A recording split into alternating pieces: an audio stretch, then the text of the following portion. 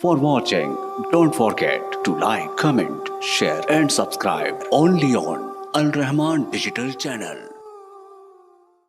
मैं अक्सर कहता हूँ नबी करीम सल्लल्लाहु अलैहि वसल्लम ने मस्जिद में आने की भी दुआ बतलाई, निकलने की दुआ बतलाई, बाथरूम जाने की दुआ बतलाई, निकलने की दुआ बतलाई, सीढ़ी चढ़ने की भी बताई, उतरने की भी बताई, सवारी पर बैठने की दुआ बताई, सफ़र की दुआ, घर से निकलने की दुआ, घर में दाखिले की, हर दुआ सिखलाई।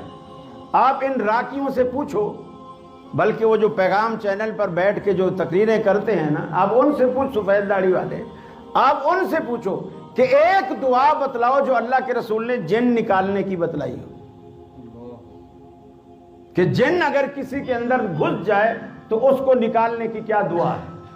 आपने हर दुआ सिखलाई है, जिन निकालने की दुआ क्यों नहीं सिखलाई? क्यों नहीं सिखलाई? इसका क्या जवाब है?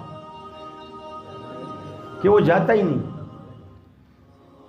तो अल्लाह के बंदे, आप पढ़े लिखे हो, पढ़े लिखे शहर में रहते हो, तो थोड़ा सा कुछ तो अपनी अकल इस्तेमाल करो। कराची में एक दोस्त मेरे पास आया और मुझे कहने लगे कि जी कारी साहब, आपका तो हमें कोई फ़ायदा नहीं। मैंने कहा भी तेरे को क्या फ़ायदा चाहिए? बोले मेरे ऊपर 17 जिन चढ़े हुए हैं और आप कुछ कर ही नहीं रहे। अब उसको एक बंदे ने इतना डराया हुआ। मैंने कहा कैसे तेरे ऊपर 17 जिन चढ़े हुए? बोले वो फलाना था, वो कराची में एक इलाका है मंसूर कॉलोनी, फलाने के उसने नाम लिया, मैं नाम लेना नहीं चाहता इसलिए कि वो बंदा आपके पंजाब का है, वहाँ उसकी दुकान है इसी तरह की।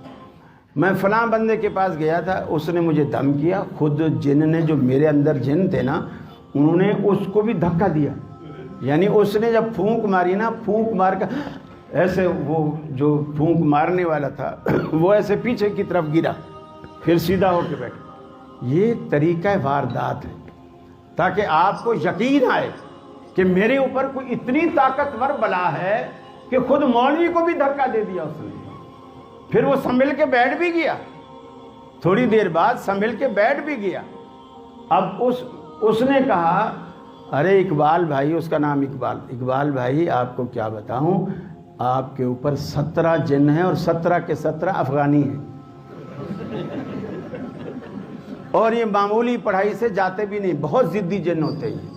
मुझे पूरा हफ्ता पढ़ाई करके इनको निकालना पड़ेगा और 40,000 रुपये लगेंगे, 40,000 रुपये लगेंगे। मेरे भाइयों, आप वो ये जो आखिरी 2 सूरतें हैं, आयतुल कुर्सी है, सूरह फातिहा है, आप ये बच्चों को भी याद करा दो, बीवी को याद करा दो, खुद याद कर लो, अपने हाथों पे फूंको और हाथों को पूरे जिस्म पे घुमा लो। यकीन मानिए अल्लाह के हिसार में, अल्लाह की हिफाजत में, अल्लाह की पनाह में आप लोग आ जाएंगे। जिन का बाप भी आपको कुछ नहीं कह सकता। ये सारी चीज़ें अल्लाह ने इंसान को अशरफ बनाया है। अशरफ का ये मतलब होता है कि हर किसी से डरता फिरे, ये अशरफ होता है। आप थोड़ा सा अपने अंदर समझ पैदा करें।